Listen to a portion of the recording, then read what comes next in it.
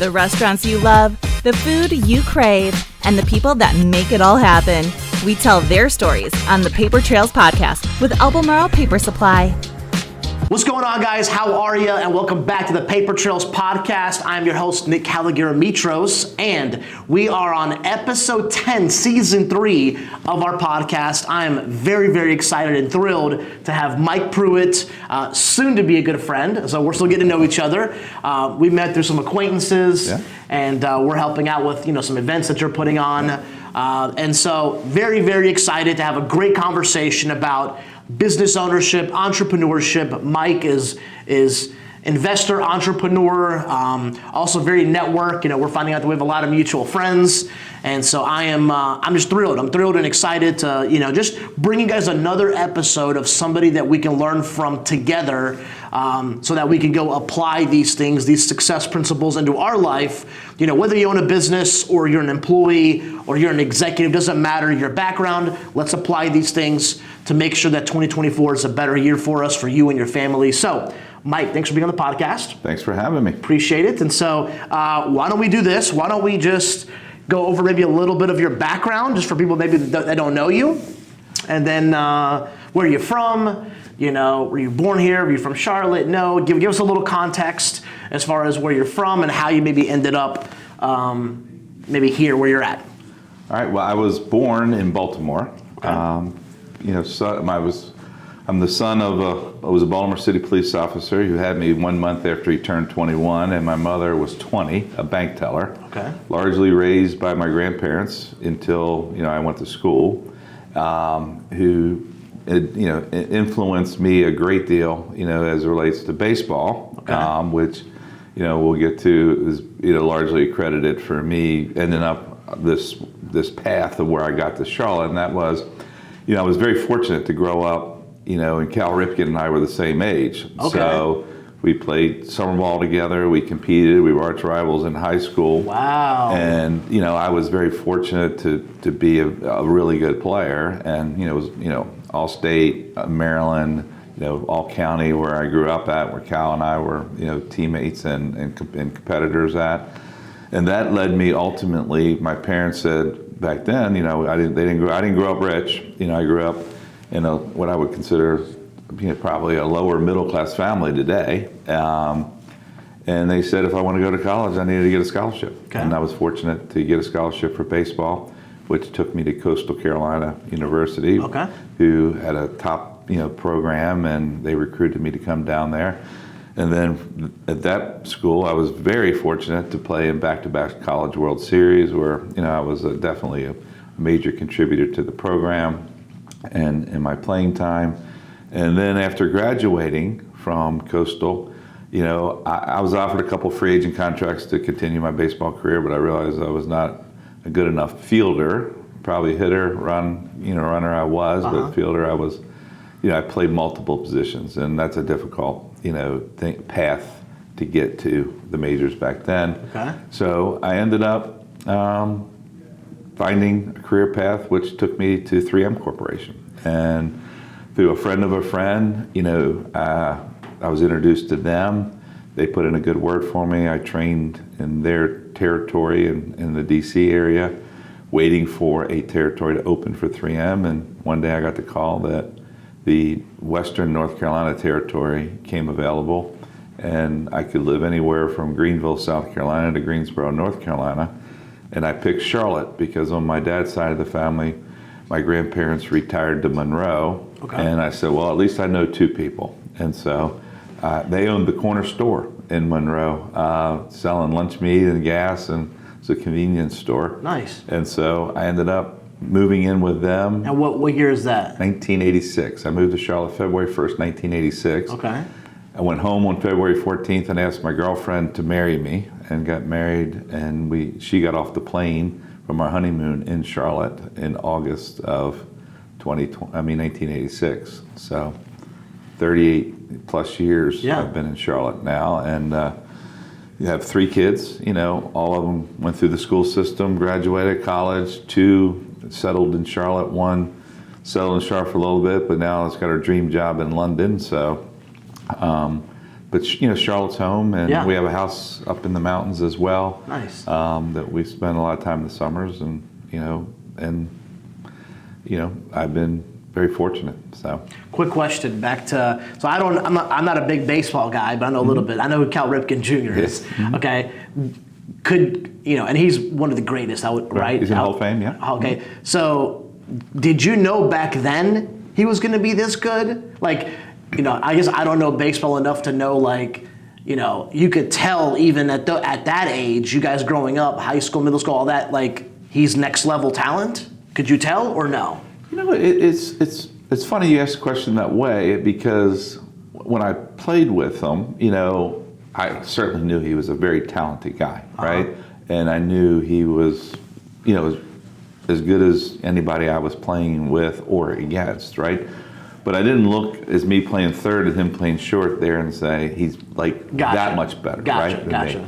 But you knew you could compete with them. You were absolutely, like, hey, like I'm just as good as the guy next to me. Right. Okay. And ironically, we beat him both times, and we were arch rivals from different high schools.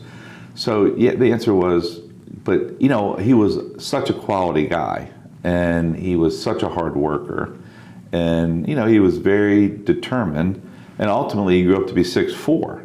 So growing up, he wasn't like that. He grew up, over the period of time. So, Gotcha. So 6'4", and he had great hands back then, and he was a great player for sure. But it's funny. I tell people to this day that probably the best player I ever played with or against was a kid that played with me at Coastal, who got 10 years in the major leagues. Mickey Brantley was his name, and then got another 20 years as hitting instructors in the major leagues. Good for him. And now his son, Mike Brantley, just retired this year. He was a multi-year, all-star, great hitter himself. So, Mickey was, a really special talent. Baseball, it's the old joke, has been very good to me, because it provided me an opportunity to get a college degree. Sure. And four of my three roommates, we've stayed best friends for 40 years. In fact, we're going to Vegas the first week in May. First time we've ever gone on a trip together. Nice. And because two of them are turning 65 and have never been to Vegas. Nice. So one of the other buddies bought all four of us plane tickets, and so we're all going. So I've had three brothers, and there's at least another three that we've stayed really close with as well. And it's which really brings to part of what you've experienced with working with Lucia and Bree in our event that we put on, is they're all Coastal kids. So I have been fortunate over the last 20 years. Coastal has a program called the Wall Fellowship Program, which is their best and brightest in the business school. And I've tried over the last 20 years, I've given many of them internships. Some of them, they've been employed, and a lot of them I always say to them when they start with me, I'm going to expose you to a lot. I'm too old to change what I'm going to do for a living. But once you kind of figure out through what I want to expose you to, and then I encourage you, if you want, go find an opportunity in the field that you've decided to pursue. And Lucia and Bree both are, Wall Fellow, very top of their class business school students. Love it. And in the case of Lucia, we created a business when she kind of figured out what she wanted to do called the F&B Social Club. And in Bree, she's working with my golf charity / business venture called 319 Golf Society, but helping on the event as well. Because the event is, you're helping is regarding cancer. My wife is now 11 years cancer free. Mark Allison, who is the co-founder with me, who you know as well. His wife unfortunately lost her battle with cancer 7 or 8 years ago. And so Bree's brother-in-law is going through a cancer battle right now. And so cancer touches everybody. And so Mark had the idea, we had the talent, and I was financially willing to support it to create this new event called the Fort Cancer, which this year will be our third year. And, it enabled us to give money back to local cancer charities, not the big ones. They don't need our help. Well, I'm sure they would say they need our help, but, the local ones in particular, keeping it local to Charlotte, which is our home. Yep, I love it. Okay, and the reason I asked that, Mike, was, it always kind of begs the question of whether, it's like how, are you born with talent? Is talent cultivated? Is it 50-50? Is it, it's just kind of one of those questions that, because there's definitely a hard work piece to it where, people make the league and then in any professional, NBA, NFL, then some people stay on top because they don't get comfortable and they continue to get out of their comfort zone and work hard at their skill set. And then some people just kind of slack off and they have a year or two kind of in the majors. And so I just one of those questions. That's why I was curious just to ask about the Cal thing. But anyway. No, I think it's a great question. I've said, my entire life that, of course I'm prejudiced towards baseball, but, baseball is, to me, one of the greatest preparers for life and business, because if you have to figure out how to fail 2 out of 3 times to have any chance of success. Yeah. If you think about it, there's not a starting player who had any kind of length of career that hit more than 300 that's not in the Hall of Fame, right? So you got to figure that still 2 out of every 3 times they go up with the intention of being successful, they fail at that particular moment. Yeah. And if you can't mentally get beyond that to the next at bat, to the next game, you'll never have any chance of being successful. So when I started my career with 3M in sales, I used to get up every morning, brush my teeth, look in the mirror and say, if I could be successful 1 out of 3 times a day, I'm going to the Hall of Fame. And so I methodically, worked my buns off, but I also realized 1 out of 3, didn't take offense if someone said, no, my next door neighbor is my sales rep for your product. I'm not going to change. Yep. Get it, understand, don't worry about it. I'll keep you on the mailing list. Occasionally maybe something pop up. Yeah. And you move on, right? And that's, to me, is dealing with, failure. So, look, I'd love to sit here and tell you, which would be a bold-faced lie, that everything I've done has worked, but it's not the case. Yep. I've had some massive failures, in my mind, but I always look at the net is I've been fortunate to, get ahead. So how long did you work for 3M? So I worked for, the luckiest story in the world, and that is right place, right time. So I get to Charlotte territory, and I called on all the data center managers because it was the data storage division. So back before your time, whether it was First Union, now Wells Fargo or Bank of America, Duke Energy, they were all clients of mine. They backed up in their big computer rooms data, and 3M was a leader in the space for those tapes. They weren't the only player, but they were a leader. Well, who would have known in 1989 that, back then First Union, back then NCMB, back then BB&T would start buying up every bank and moving their data centers to Charlotte, North Carolina, where they were based out of. At the same time, IBM invented a new drive, and 3M partnered with them on inventing their tape to back up that drive. So it went from, you used to back up on a round reel tape, they called it, that was this big, to a size of an 8-track cartridge tape that held 10 times the data of that one round reel tape. So 3M had an exclusive for that product with IBM for, I think, a year. And so they were eating tapes. I was the #1 3M rep in the United States in 1989. And because all these banks were being bought up, data centers being moved here, 3M, they were buying new IBM drives, 3M tapes to back up the data. Yeah.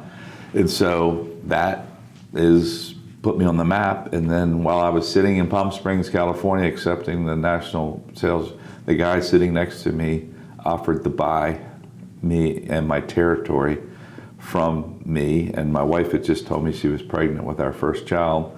And he gave me a deal that I couldn't refuse, which is, I'll buy you cash, where I could cash up. I'll take all the costs away from you, inventory, people, and move them to me. and I'll pay you a higher commission rate than you pay yourself because you don't have any of those costs. So I did that in 1990 at the age of 30, and I ended up staying with him for 2 years, and then handpicked, a guy to take over my territory. Stayed part-time for another year, and ended up going down the path that I've kind of followed since, to this day. Question: What you said you were kind of lucky in how kind of the chips fell. How much do you think luck plays a factor in somebody's success, if at all, if you believe it? I do. I actually, it's funny because I say, I'm always asked to give, talk to the business school students at Coastal, and what I've said to them a lot over the last 25 years is, to me, when I look back at the success that I've had, and I'm largely an investor, so putting that hat on, is there's 4 things. One is the fact that if you're going to be an investor, where I've had great experiences with is investing in or with proven investors. Because guys that are proven, and I think that correlates to a lot of different careers, they're relentless. They will not lose money. Sure. So if you can somehow partner with them, invest in their fund, or whatever, that's one thing. Secondly, and I think this is again relevant to whether it's restaurants or anything, if you're going to be a passive investor, then you need to find an executive leadership team, management team, that their interests are aligned with yours, where if you win, they win, right? Yeah. And I always tell people, I don't want to make money off of your efforts, I want to make money with your efforts, right? Yep. The third piece where I've typically screwed up, and I think most do, is evaluating the risk. And that is, I've experienced when things are really good, you tend to take more risk. Yeah. And things aren't always good all the time. So my losses, I learn from them, but I look back and say, wow, why did I go out of my range with this, take this kind of risk. And then the last piece to your question is luck.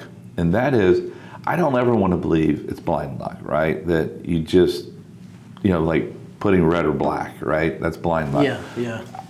But it's luck of being in the game when the game's going the right way, And in my world of investing, there's up markets, there's down markets. If you can be in the game and not on the sidelines in the up market, you can have a potential for outsized returns. Mm-hmm. And if you can weather then the downturns when they come, because they will come. Mm-hmm. And so those are the 4 things that I preach to myself, and then others is when they're kind enough to ask for my advice. Yeah, I think I used to never believe in luck. I was like, you know what? You have control of your own destiny. Mm-hmm. You become relentless. You can make things happen, which I still believe a lot of that. I mean, I think that is maybe, the core of it.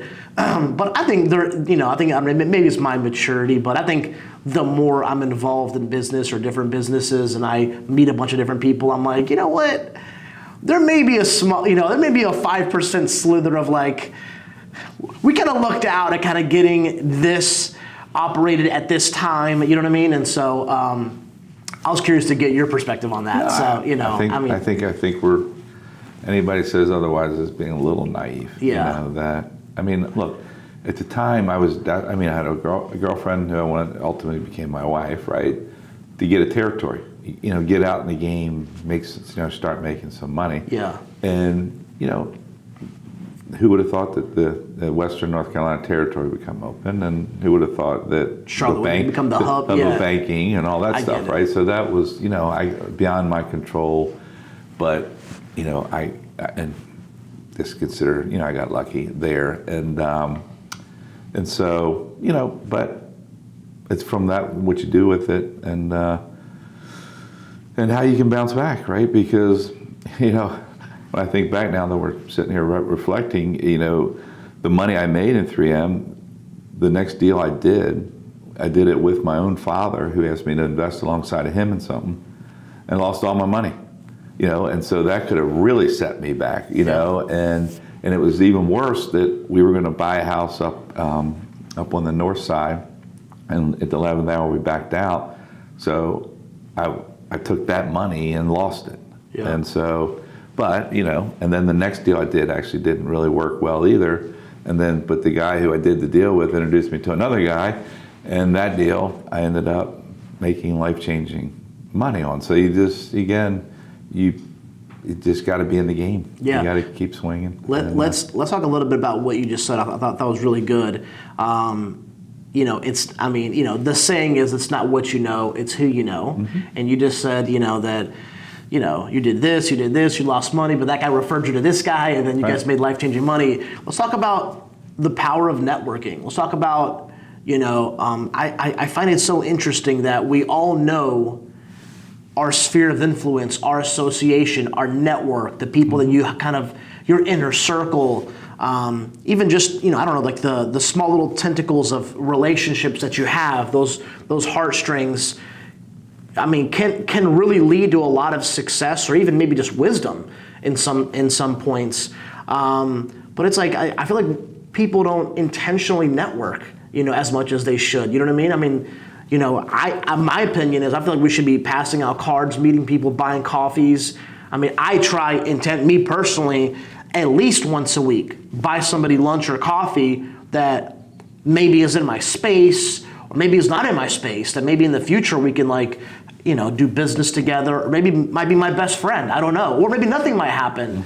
But nothing bad happens from that. No. Nothing happens. My best friend could happen. I may do business together with somebody. But what are your thoughts on that? Like, would you recommend it? Especially, maybe people that are kind of on the come up. Would you recommend people get uncomfortable, shoot their shot, ask people for coffee, for lunch, get yourself involved, in different, things like that. So what are your thoughts on networking and meeting people and branching out? Well, I think a couple things. I think for sure, again, going back to, my success, it's interesting because, the third deal, fourth deal that I did where, there was even crazy money made, I had built through that a core relationship with a handful of people who, put up $5 million and made $80 million, right? So they're the ones who sort of came to me and said, man, we really appreciate what you did for us, and therefore, why don't you look for investments for us, right? Which kind of led me down the path I am. But the best thing that happened to me in that relationship was, look, if you'll put up $250,000, we'll put up $5 million, right? And so if you find opportunities and where you can invest, $5 million, if you'll put up $250,000, we'll do it. But if you want to back us down to $1 million, we're okay with that too. Go build a business around us. So I literally, through a very small group of people, was able to build a network of 40 to 50 people. Yep. Because if you're in sales, the best time to make a sale is when you don't have to make a sale. Yeah. Right? So if you can say, hey, we're going to do this deal and we're going to put $3 million in it, and it's, if you don't want to do it, that's okay, because I got it covered, then that gives you more credibility that you've built this network. So I think it's a combination of a couple of things. One, I have not been the best, what I would say, and I think there's people a lot better than me, of just saying what you did. I'm going to get up this week with a desire, commitment that I'm going to go meet a bunch of new people. I did that when I first started my career, right? And I think it was invaluable. Now, I've got a core network of people, and they refer me to some people, and of course I do, and you build the network that way. Sure. But I don't do enough of anymore, having that lunch or that coffee or that, glass of wine. Sure. I do it more in the summer because I'm a member of a very exclusive club in the mountains. Sure. And so I've built a pretty strong network there over 21 years. But again, I do think it's invaluable building relationships. I think that's the key. It's everything. It's everything, right? Building relationships, building friendship. And I tell people all the time if the only time people hear from me is when I want something from them, that's not a relationship. That's a transactional relationship, right? They want to hear from me when I have a grandbaby. They want to hear from me when they had a grandbaby. They want to hear from me, God forbid, they had something negative happen in their life, and show up. And so, and most of the things too, I always tell people that my biggest relationships were started when things didn't go well, how I reacted to when it didn't go well. Not when it goes well. Everybody reacts positively, right? When you have something that gets punched in the stomach, and in fact, one of the businesses I'm involved right now, we got majorly punched in the stomachs in January, and we've been dealing with that still to this day. And people want to know you're in the trenches fighting with them, and trying to make it work. Yeah. So. No, I love that. I love that. I mean, obviously, networking played a big role in your career early on, which obviously you suggest. But, even transitioning to the attitude subject, I love that. I read a book many years ago, Attitude is Everything, and it talks about your reaction, your perspective on your attitude on everything. And, I've heard things like 98% of success is attitude, and then 2% is kind of details. It's like, how do you think about, what is your perspective on, there's a video that I love watching. Jocko Willink is a Navy SEAL who is now kind of a business coach, but he has a very viral video that, he said one of his subordinates when he was in the SEALs and he was overseas in Afghanistan, anytime anything bad would happen, he would just say, good. Oh, we didn't get funded for the new project? Good. Oh, we didn't get this? Good. And so it's just, that was his perspective. Good. Something good will happen from everything, whether it's you see it right now or in the future, something good will happen. He believes it. And I was like, what a good perspective. At first we don't see it, but that door may lead to something. You know what I mean? Yeah. I mean, look, I got an early lesson in that. I remember when I first started my territory. You got to remember now, it was a glorified commission sales job. My first year of marriage, I worked every day but 4 in the first year. I made $16,000 net, right? So, but about my second year, third year, I had found a company here in town that was a software developer called Broadway and Seymour for banks. Okay. And so they were buying a lot of tapes from me. And I was shipping tapes all over the country to little small regional banks because they were doing software. They were shipping their software updates out on the tapes. And occasionally things screwed up, right? You ship it to the wrong address or something happened, right? Yeah. And we get our butt handed to us, and how we would react to it. So one of those things as a sales rep, I know in the business you're in, she calls me in one day and says, our bosses, the owners of the firm, recognize how much money we're spending on these tapes and stuff, and they've asked me now to put it out for bid. And so I just want you to know that we're putting it out for bid. Yeah. Well, your heart sinks, right? You said, okay, I know I was treating them fairly. Yes. But you're going to get a cold call from another rep's going to get a call and say, here's how much tape. Eyes are going to drop, say how much money they're spending. Yeah. And you didn't have the business. So obviously I think your pencil is going to be sharp. Yeah. So I'll never forget, I put my bid in, worked with 3M National Accounts, made sure we did the best possible pricing. Yeah. And I'll never forget, she called me in and said, I just want you to know, out of 15 people that bid, you were the 6th highest. And I'm like, oh my God. I mean, first of all, I couldn't even imagine how many other people could bid that would be that much lower. She goes, but I convinced the owners of the firm to go with you. And I said, I was just shell-shocked. And she goes, because Mike, we always appreciate the team internally that are responsible for this project, how you react when things don't go well. Love it. And I'm like, what a story. Right. So that what was a story. At 29 years old, when you're sitting there watching potentially, a major account, money in your pocket go out the window, you get a life lesson that says, I went back and told my team, I owe this to you because you step up when things don't go right to make them right. And it's your attitude on the phone, customer service, that, makes it all worthwhile. So I try hard to keep my cool and, and try to deal with it in the best way possible and recognize, going back to the old baseball saying, that things are going to happen bad, they're going to fail, whatever. It's how you deal with it. Gives you the opportunity to stay in the game and benefit on the other side.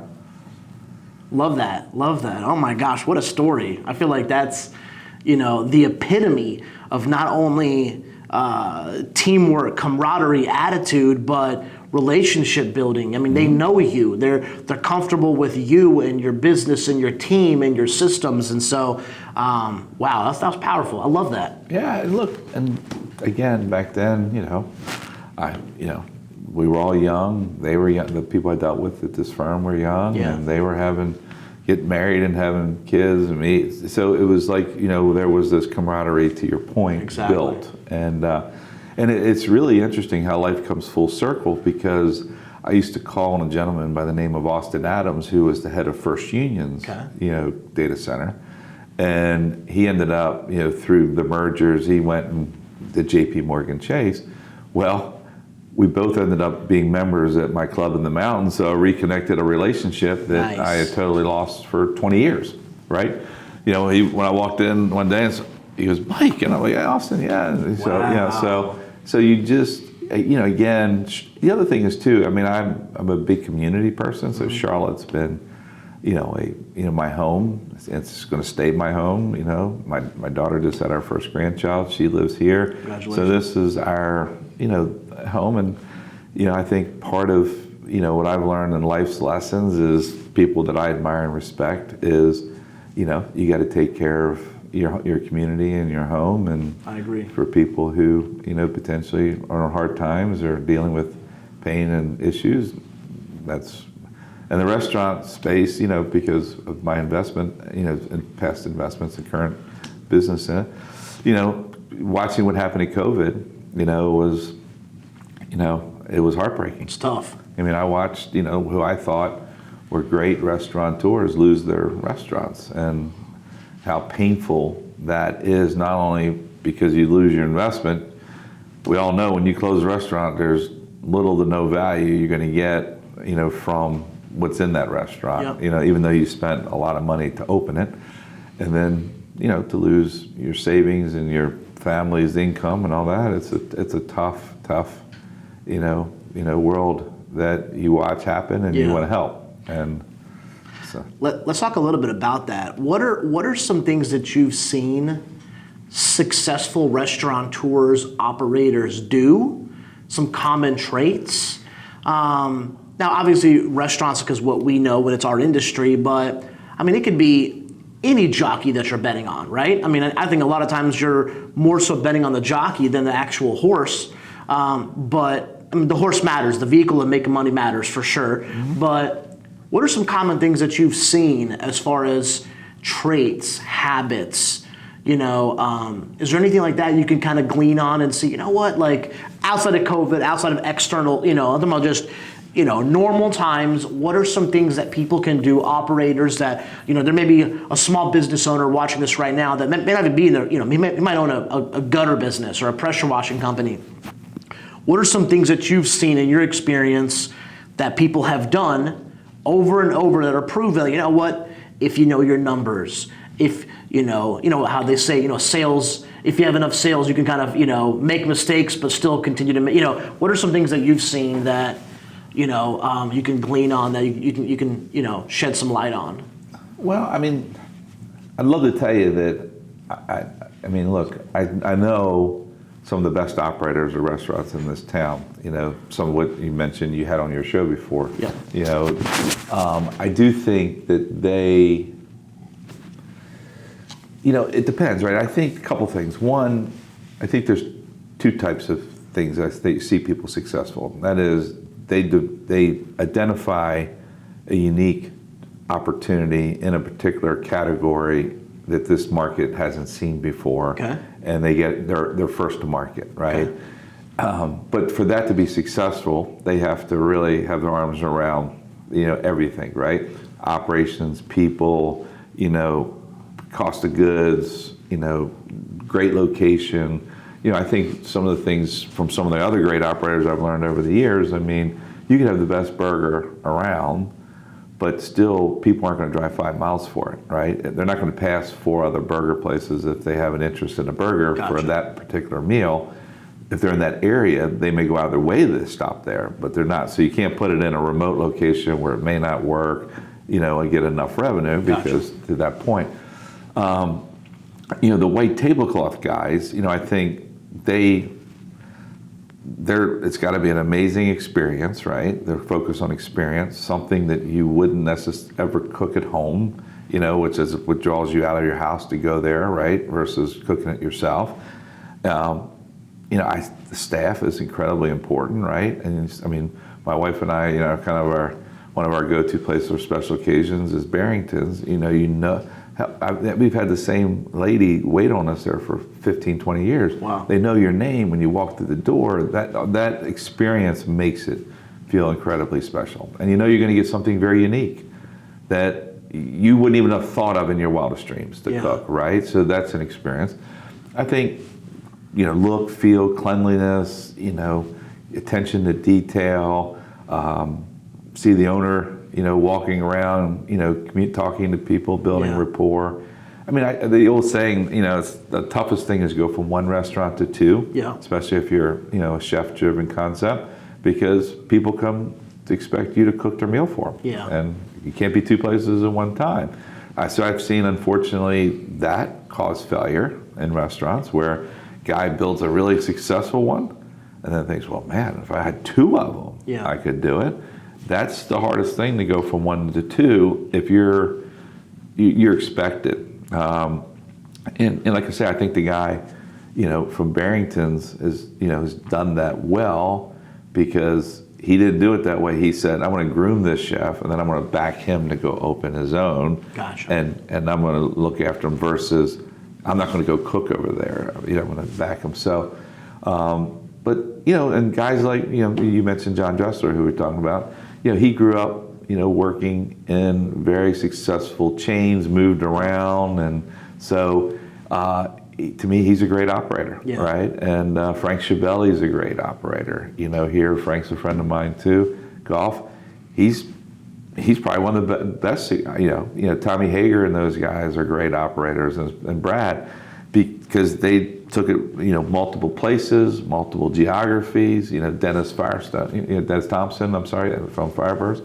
They're all great operators, right? Where they've built systems and people and figured out how to motivate those people and compensate them and give them growth paths of opportunities. That's, to me, it's unbelievable, right? When you can do that. And to your point, that translates multiple types of businesses. But look, the restaurant's a hard business. It is. It is a very hard business. Old Tommy Hager, to give him credit, he told me one time, he goes, I take a product, whether it's a burger, whatever, and say, I want to make the best one of these, and this is what my costs are, and this is what I need to sell it for in order to be profitable. And if I can't sell it for that and be profitable, then I better figure out how to do something different because, you need to make money. You need people to pay your supply bills. You need people to pay the rent. You need people to pay matching FICA and all that stuff. So it's got to be profitable, and certainly get a return on your investment because it's getting more and more expensive to open a restaurant. It is. So. Yeah, listen, I thought that was powerful. I think the one thing, Mike, that I've learned over the last 15 years of running our business and going from just my cousin and I to 18 employees and all that, it's just you do have to have a good team. Absolutely. You know what I mean? You mentioned that, having the people in place, the processes, the team, the staff, training, preparing, planning. I think the best business owners are the ones that look ahead, prepare what's coming up. How can we, increase business in the summertime when it's a little slower for restaurants? What can we, do we need to do a little more marketing? Do we not? These are all different things that you're trying to attack at every level. And so, in the beginning, maybe you can do it by yourself, but at some point, if you want to scale anything, you got to find right people. Well, one of the most successful businesses that I ever saw, again, 25 years ago when I was, I sold my company to a guy in Richmond, and then I stayed on his board, and he was considering selling to another company, and we went and visited him. And this company, I mean, you could have ate off the floor. I mean, it was like, it was a machine.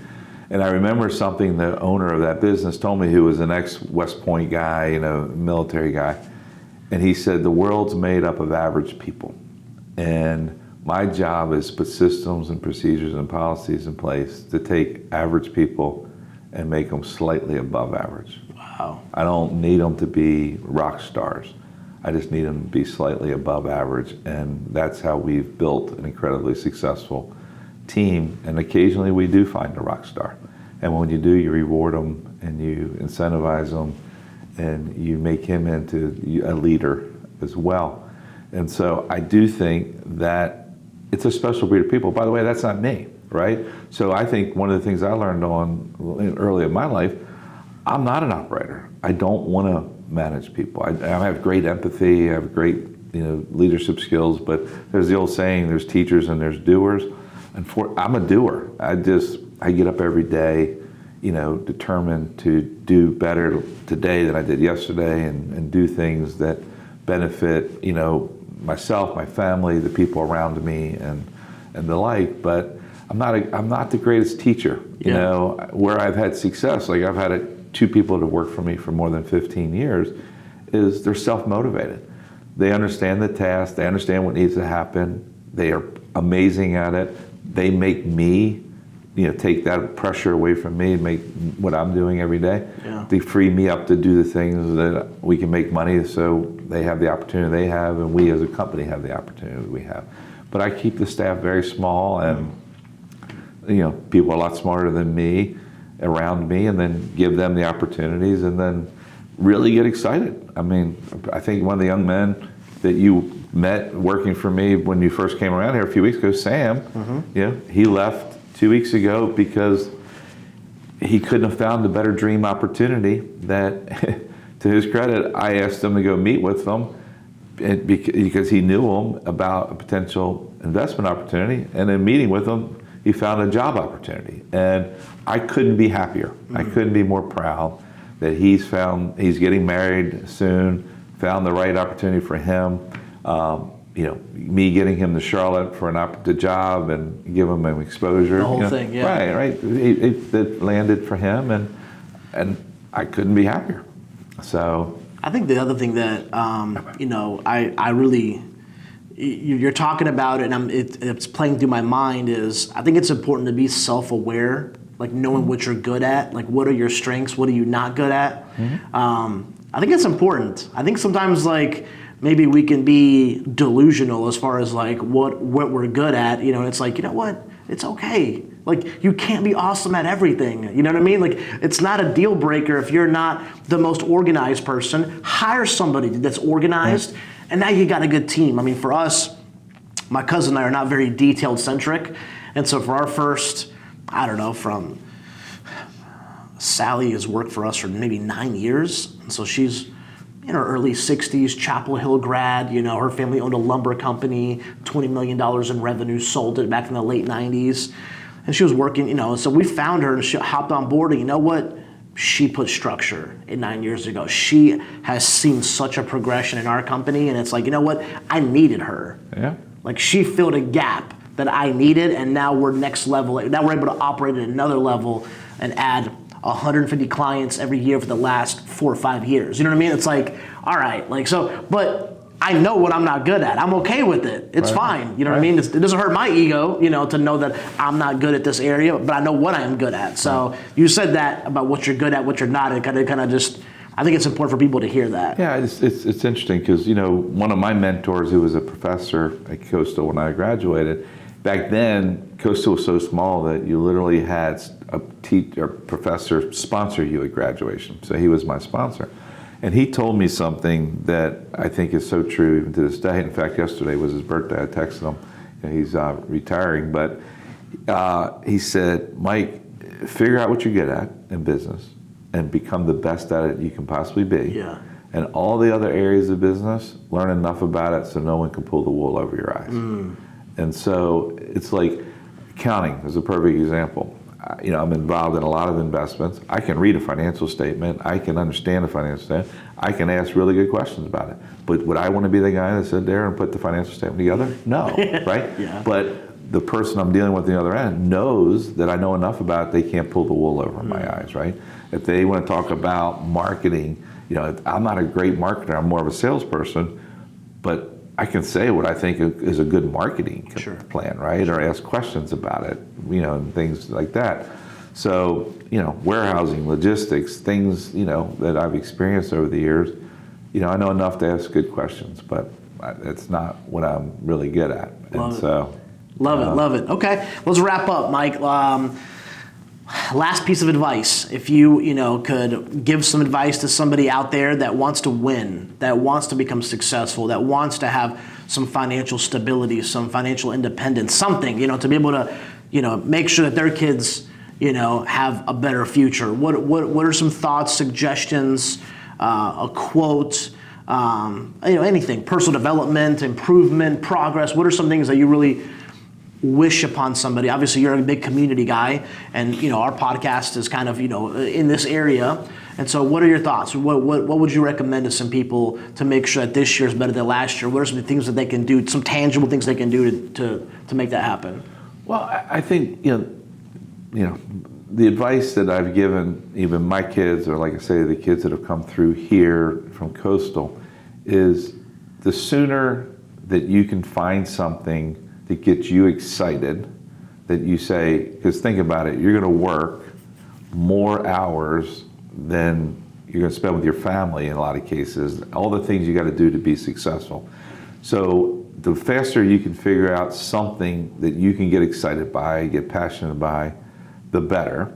Then, if you're lucky, and I was financially lucky to be able to say this to my kids, but if you're lucky, find out someone in that space who is the best, you think is the best, and say, I'll come work for you even if it's free. Hopefully that's not the case, but you can. Sure. And learn from them, right? Find a mentor, find somebody. Never stop investing in yourself, right? Whether you brought up personal development, you brought up a lot of things. You got to invest in yourself, and you got to never stop learning. You got to be committed to be the best, and find the space that you think is the most fun and interesting and you can get passionate about. But also you got to evaluate the opportunity, right? And you got to be realistic, right? If you say to this opportunity, I want to be able to make, I'm just making up a number, $200,000 a year, right? But you look at the opportunity and you ask people in the industry, who do you think is the best in this industry, how much they're making? And if they say $150,000, then you got to realize either you're going to have to be way above the best of anybody, or maybe that particular industry is not the best opportunity for you to be passionate about, right? And so find an industry where that you have the upside opportunity, because the worst thing in life is not living. It's the hardest thing in life to deal with if you don't live up to your own expectations for yourself, right? Yeah. So create an environment where you have the ability for your own expectations to be met if you put the time, energy, and effort into it. And so to me, that's really the advice to give to anyone, right? And look, there's so many roles that makes the world go round, right? And everybody has different expectations. And as long as you can, as an owner of a business, help those people meet their own expectations, you're going to be successful. And you as a person, you meet your own internal expectations for yourself. Then I think if you can combine those two things, then you have a real chance to be a successful business, and the people working with you have a chance to be successful in their own, expectations for themselves and their family. And always recognize you're going to get punched in the gut sooner or later, and when you do, know that there's some people around you, right? They can help you out, right? That you can trust, admire. I think you should always have somebody in your life that you look up to, that you can, 100%. Reach out to keep raising that bar of your expectations of yourself. But it's nothing eeasy about it, right? You gotta hard work. You gotta put the time in and energy. It's really hard when people say you have to have balance. It's really hard to have balance, in life, especially when you're young. If something's going to suffer, and you got to manage as best you can, but communication as you do it is the key, and finding a partner, in your life that matches your expectations, that, and supports you and what you're trying to accomplish. And likewise, you have the ability to support them and their efforts to do. But there's no easy answers. Yeah. No, and as you get older, like myself, you realize more than ever, time is your most valuable asset. Yeah. And if you're going to put the time into something, make sure it's something that's worthy of your time. I love that. There's so much good that you just said right now.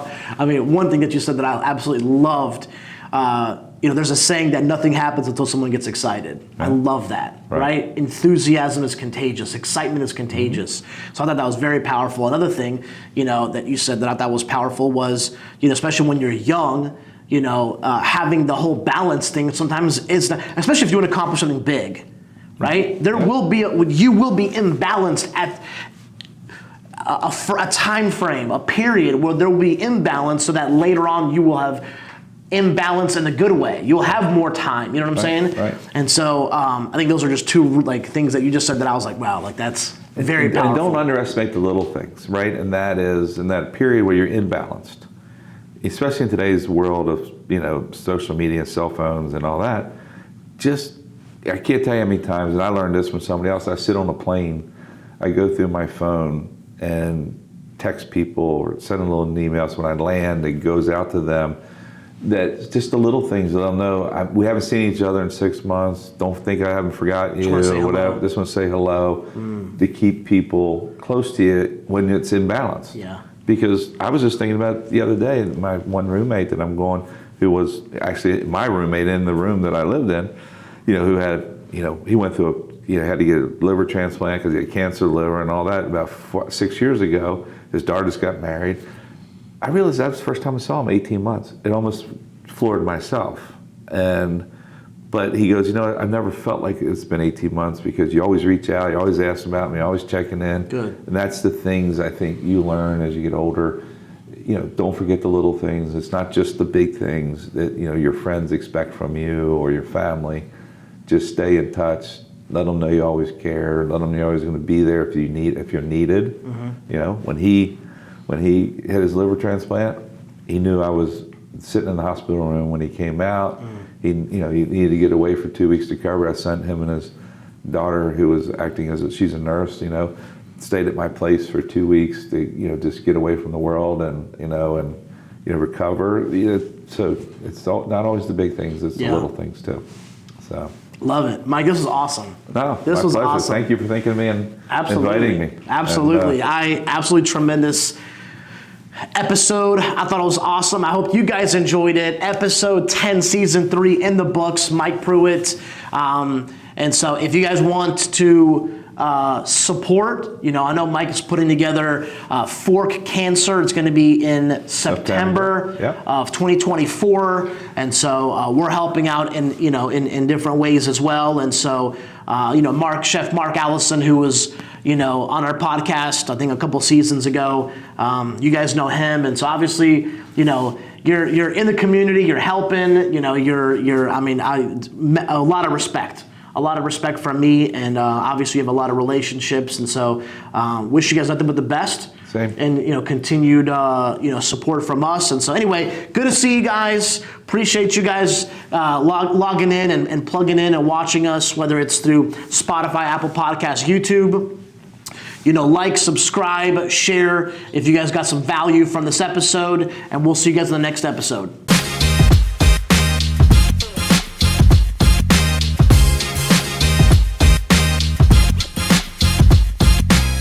The restaurants you love, the food you crave, and the people that make it all happen. We tell their stories on the Paper Trails podcast with Albemarle Paper Supply.